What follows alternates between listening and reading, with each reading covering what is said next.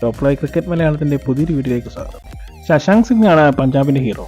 Gujarat ടൈറ്റൻസിനെ Punjab Kings 3 വിക്കറ്റിന് തോൽപ്പിച്ചപ്പോൾ hero ആയി മാറിയ താരം. താരത്തെ സംബന്ധിച്ച് ഇതൊരു മധുര പ്രതികാരം കൂടിയാണ്. ഇതൊരു ത്രില്ലിംഗ് ആയ മത്സരമായിരുന്നു. ഗുജറാത്ത് ഉയർത്തിയത് 200 റൺസിന്റെ വിജയലക്ഷ്യമാണ്. തങ്ങളുടെ പേര് കേട്ട ഓപ്പണർമാരായ ശിഖർ ധവാനും ജോണി ബേർസ്റ്റോയും എല്ലാം നേരത്തെ പുറത്തായി. ഇതുവരെയും ഓപ്പണിംഗിൽ ഒരു മികച്ച പ്രകടനം നടത്താൻ ഇരുവർക്കും സാധിച്ചിട്ടില്ല. കളി കൈവിട്ടു പോകുമോ എന്ന അവസ്ഥയിൽ എത്തിയപ്പോഴാണ് അത്ര പ്രശസ്തി അർഹിക്കാത്ത 2 താരങ്ങൾ, ശശാങ്ക് സിംഗും അശുതോഷ് ശർമ്മയും. ഈ 2 താരങ്ങളാണ് ഈ മത്സരം തിരിച്ചു പിടിച്ച് പഞ്ചാബിന് സമ്മാനിച്ചത്. ശശാങ്ക് സിംഗ് ലേലത്തിൽ പഞ്ചാബ് ടീം മാനേജ്മെന്റിന് സംഭവിച്ച വലിയൊരു അബദ്ധമായിരുന്നു. പേര് മാറി അബദ്ധത്തിലെത്തിയ താരം എന്ന അപമാനത്തിന് താനൊരു അബദ്ധമല്ല, നിങ്ങളെടുത്ത തീരുമാനം ശരിയാണെന്ന് തെളിയിച്ചിരിക്കുകയാണ് താരം. പഞ്ചാബ് കിങ്സും അത് തിരുത്തിയിരിക്കുന്നു. ഇത് തന്നെയാണ് യഥാർത്ഥ ശശാങ്ക് സിംഗും എന്നും പറഞ്ഞു. താരം തന്റെ പ്രകടനത്തിന് ശേഷം ഇപ്രകാരമാണ് പറഞ്ഞത്: ബോളർമാർ ആരാണെന്നോ അയാളുടെ പേരുകളോ താൻ ശ്രദ്ധിച്ചില്ല. ഞാൻ എൻ്റെ ബാറ്റിംഗിൽ ശ്രദ്ധിക്കുക മാത്രമാണ് ചെയ്തതെന്നാണ് താരം പറഞ്ഞത്.